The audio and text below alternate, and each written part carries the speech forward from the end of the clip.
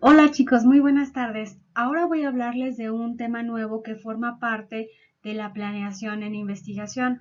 Este aspecto es muy importante porque cuando estamos planeando un estudio en salud, es necesario que identifiquemos quién es, quién es la población sobre la que vamos a hacer nuestro estudio y que definamos con mucha claridad cómo vamos a obtener a esta población o cómo nos vamos a acercar a ella y qué número de sujetos vamos a necesitar.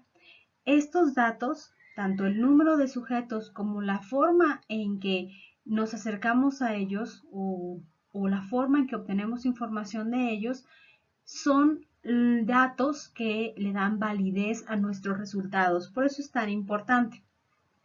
Así que en la sesión del día de hoy vamos a conocer qué parámetros o qué criterios forman parte de la manera en que nosotros vamos a determinar el tamaño de muestra. Y lo que haremos hoy será aprender la parte conceptual, también conocer cómo se genera el tamaño de muestra y esto nos va a servir para que ustedes obtengan los tamaños de muestra para sus propios estudios. Una muestra es un grupo reducido de la población que tiene características muy semejantes a la población de donde fue extraído. Por lo tanto, le es representativo. Y hacer muestras es algo que generamos todo el tiempo, es decir, muestreamos para muchas cosas. Lo hacemos porque muestrear es una forma eficiente de llevar a cabo o de generar una conclusión. Por ejemplo, cuando vamos al supermercado o vamos a un mercado y nos dan a probar algunas frutas, por ejemplo. Y así no necesitamos comprar el kilo de mango, el kilo de uvas, porque probamos una pequeña muestra y estamos asumiendo que el sabor de esa muestra que probamos es el mismo que tendrá ese kilo completo de frutas o de verdura que estemos probando, o ese pedacito de pan, ¿verdad? Ya ve que a veces en el súper hay así como pruebitas en la parte de panadería, pues entonces asumimos que así sabe el pan completo. De modo que muestrar es una forma eficiente de llegar a conclusiones y en salud es muy útil porque no siempre tenemos acceso a toda una población, sino que pues tenemos simplemente recursos limitados, tiempo limitado y es mucho mejor planificar bien el tamaño de muestra para generar resultados en ellos y con esos resultados inferir lo que le ocurre a una población más grande. Ahora, elegir una muestra es nada más seleccionar personas las que sean y ya, pues esa es una forma. Sin embargo, recuerden que en investigación la parte de la reproducibilidad es muy importante porque eso es lo que genera evidencia. Imagínense que yo hago un estudio y nada más agarré a pacientes los que yo quise, sin un proceso sistemático de selección. Entonces, si alguien más quiere reproducir mi estudio, probablemente encuentre resultados distintos a los que yo identifiqué, porque la forma en que yo obtuve a mi población, que fue pues simplemente a quien tuve más fácil acceso, podría ser diferente a la que use otro investigador. Incluso si él usa la misma técnica, si él usa también a los que tienen a los que él tiene acceso, pues vamos a tener acceso a diferentes poblaciones y por lo tanto pues podemos tener resultados diferentes simplemente por la manera en que elegimos a las personas. Así que lo ideal es que aquellos sujetos que estén seleccionados para participar en un estudio, pues sean seleccionados al azar, es decir, que cualquiera que forme parte de esa población tenga la misma probabilidad de estar en el estudio. Así, esa muestra que yo tomé, que fue elegida al azar, seguramente tiene características muy similares que cualquier otra muestra que sea elegida al azar. Esa es la palabra clave. No siempre se puede hacer muestras al azar, pero esa es la condición idónea para el muestreo en salud, aunque no siempre se logra. Por ejemplo, si yo quisiera evaluar el consumo de agua en personas adultas mayores, pero lo único que tengo a mi alcance son personas que viven en un centro geriátrico, Si esas personas por algo son diferentes a las personas que también son adultos mayores, pero viven no dentro de una institución, sino que son quizá más activos, quizá que son personas que algunos todavía trabajen o realicen otras actividades distintas, pues entonces puede ser que su consumo de agua también sea diferente. De modo que esta población que yo elegí, que fue a la que tuve acceso, no sería representativa de todos los adultos mayores y eso me puede generar problemas con mis conclusiones. Para tener una muestra adecuada, yo tengo que tener muy claro quién es la población que me interesa y en dónde la voy a encontrar. Por ejemplo, si a veces hay poblaciones que son muy fáciles de encontrar o de ubicar en el tiempo o en el espacio.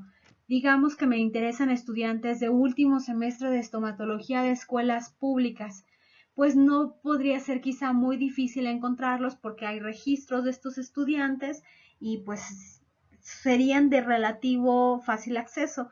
En especial si hablo, por ejemplo, de escuelas en la ciudad de Aguascalientes, que pues creo que nada más habría una, ¿cierto? Una escuela de estomatología pública en Aguascalientes.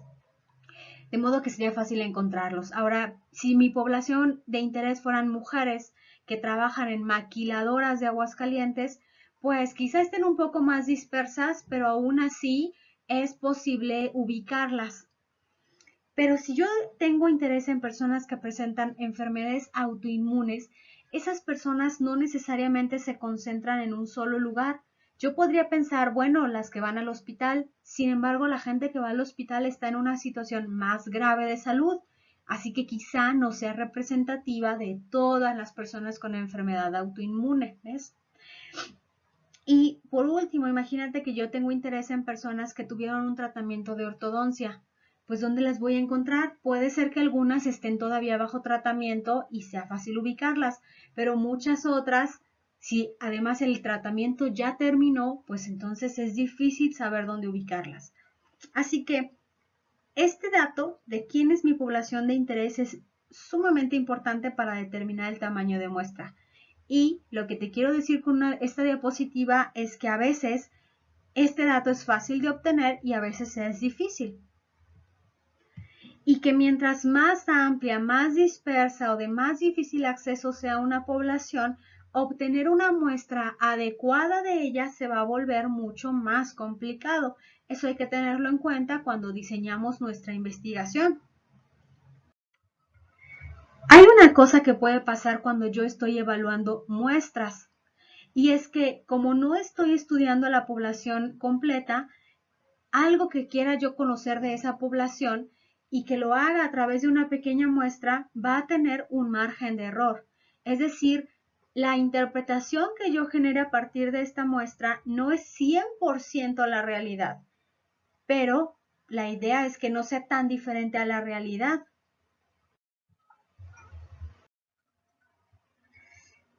Algo que, a ver, deja ver si necesito regresar por algo.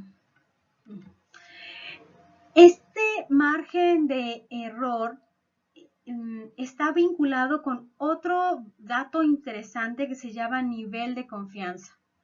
Si yo quiero tener una confianza en mis resultados, lo que voy a poder estimar es un porcentaje que me diga qué tanto puedo yo confiar en el resultado que estoy obteniendo a partir de una muestra.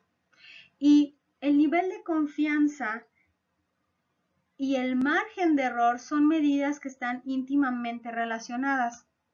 Verás, si yo tengo un porcentaje de nivel de confianza o quiero tener para mi estudio un nivel de confianza del 90%, y esto significa que yo estoy un 90% segura de que el resultado que obtuve se asemeja a la realidad.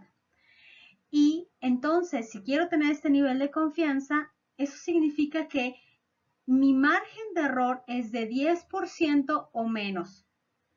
Podría ser menos de 10%, sí, pero no más del 10%, porque nivel de confianza y margen de error están vinculados. Si yo, por ejemplo, quiero tener más confianza en mis resultados, una confianza del 95%, entonces el máximo error permitido Mi máximo margen de error sería del 5%, podría ser del 3%, del 2%, del 1%, pero no más del 5%, ¿ves?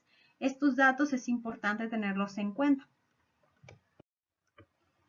Otro parámetro, además de estos dos que te acabo de decir, de estos tres, uno era el tamaño de la población, otro el nivel de confianza que quiero tener, el tercero era el grado de error o el nivel de error que deseo como tope.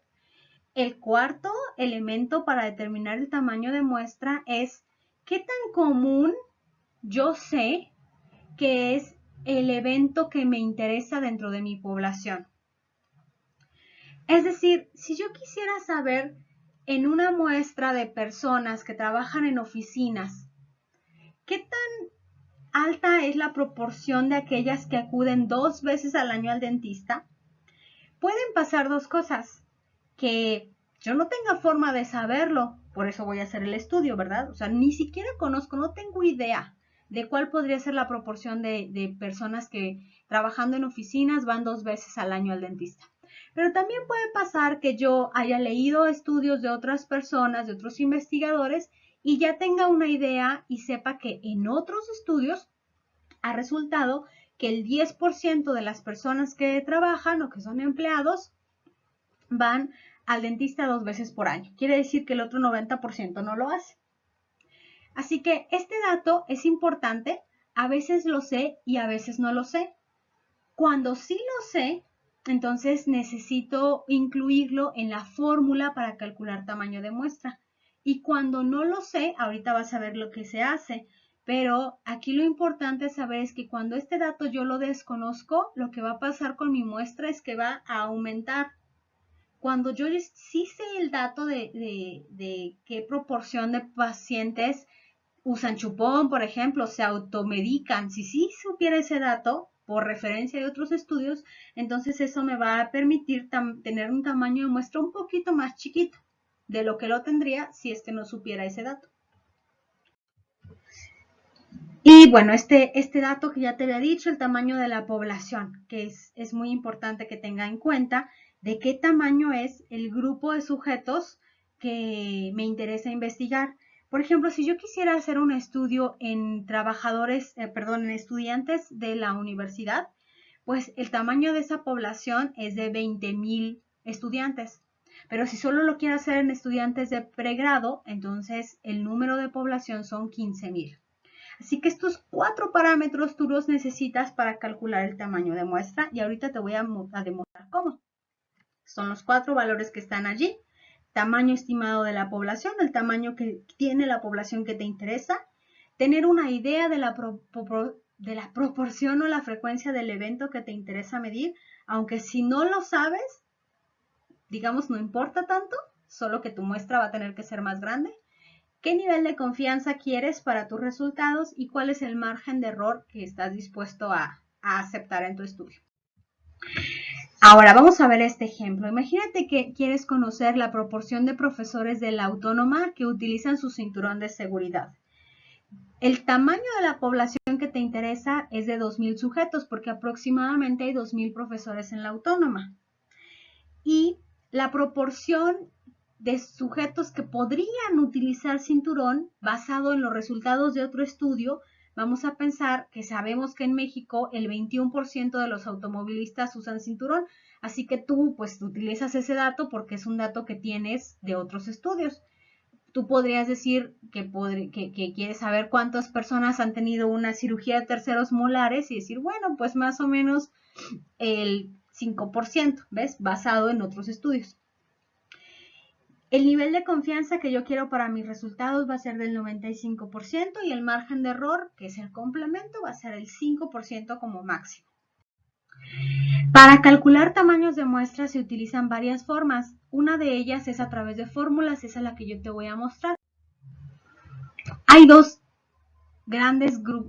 grupos de fórmulas. Una, cuando la muestra que te interesa, cuando la población que te interesa, por ejemplo, de profesores de la autónoma, es una población de menos de 100,000 personas, utilizan la fórmula que ves en la parte de arriba, la fórmula de la parte superior. Pero cuando tienes una población muy, muy grande, digamos que a ti te interesan todos los niños de la ciudad de Aguascalientes, probablemente sean más de 100,000 sujetos, entonces utilizas esta otra fórmula de acá. Nosotros para lo que vamos a hacer, en realidad no vamos a ocupar las fórmulas. Yo ya hice un archivo en Excel en el que tú simplemente vas a cambiar los parámetros, pero solo para quien le interese, estas son las fórmulas que se utilizan para calcular tamaños de muestra. Fíjate, esto es lo que tú vas a ver en el documento, eso es lo que tú vas a ver en el documento de Excel que te voy a mostrar.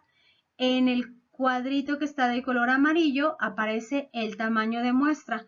Estoy utilizando la idea de que el tamaño de la población que me interesa, que son los profesores, son 2,000 profesores, que la probabilidad de que usen cinturón es del 21%. Así que mira el valor de abajo que dice ahí 0.79 y es el complemento. Esa es la probabilidad de no usar cinturón. Fíjate por favor que yo te pongo ahí a un lado una notita que dice no modificar, para que tú no muevas ese dato, tú únicamente mueve el valor de 0.21 o este de acá arriba del tamaño de la población. Además, aquí hay que señalar que si yo quiero un nivel de confianza del 95%, lo que voy a escribir en la celda aquí en Excel es el valor que le corresponde a algo que se llama puntuación Z y que para el 95% la puntuación Z es de 1.96, por eso ese es el valor que puse allí. Entonces el margen de error, como ya había dicho, es del 5% y eso es lo que pongo aquí. Con estos parámetros, lo que me resulta a través de la fórmula es que yo necesitaría a 226 profesores. De un total de 2,000, yo nada más necesito 226 y con eso yo encontraría la proporción de sujetos que utilizan cinturón de seguridad que sea representativo de lo que le pasa al grupo más completo de maestros, ¿ves? Por eso es que hacer una muestra es útil. Aquí más o menos fue del 10% de la población de lo que yo necesité para hacer la muestra. Ahora, ¿qué pasa cuando yo no sé qué proporción de sujetos usan cinturón? Como en el ejemplo pasado, que sabía por un estudio que el 21% lo usa. Pero imagínate que no hubiera estudios, que no lo supiera. Por ejemplo, que no supiera el porcentaje de personas que hacen aseo bucal, o que no sé el porcentaje de niños que usan chupón, o que no sé la proporción de personas que tienen un problema de pronactismo, ¿se dice así? So, imagínate que no lo sé. Entonces, ¿qué hago aquí con esta parte de la probabilidad a favor? Le voy a poner que es de 0.5, como si fuera un volado, ¿ves? Y ve lo que sucede con el tamaño de muestra. Aumentó casi en 100 sujetos más. Pues podría parecer que no es mucho, pero la verdad es que hacer 100 encuestas extra, pues sí puede resultar costoso en tiempo o en recursos. Así que es mucho mejor o mucho más eficiente el muestreo cuando tú conoces todos los parámetros.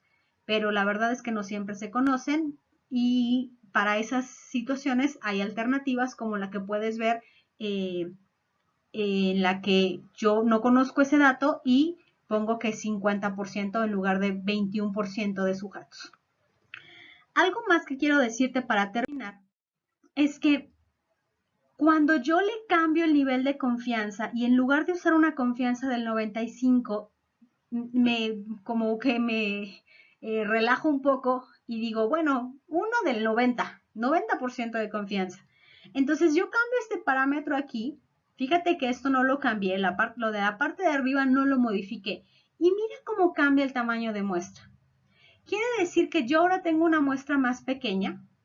Eso pues va a ser mucho más fácil porque de 230 a 66 pues es un cambio súper grande. Sin embargo, tengo menos confianza en mis resultados porque antes tenía una confianza del 95 y ahora una del 90. Hay cosas, por ejemplo, cuando estamos hablando de la eficiencia de un tratamiento en la que no debería ser tan confiada, en la que no podría quedarme con un 90 de confianza, necesito quizá 95 o 99 de confianza. Pero cuando es una encuesta de cosas que la gente hace, posiblemente puedo relajarme un poco y bajarle al nivel de confianza y con eso pues tener un tamaño de muestra más manejable. Por último, quiero decirte de qué se va a tratar la actividad de esta semana. Cada equipo va a reunir información para que estimen tamaños de muestra necesarios para sus propios estudios. ¿Qué información van a reunir? Pues de qué tamaño es la población que les interesa. Por ejemplo, quien va a hacer el estudio en universitario sobre higiene bucal, pues necesita saber de qué tamaño es la población de universitarios.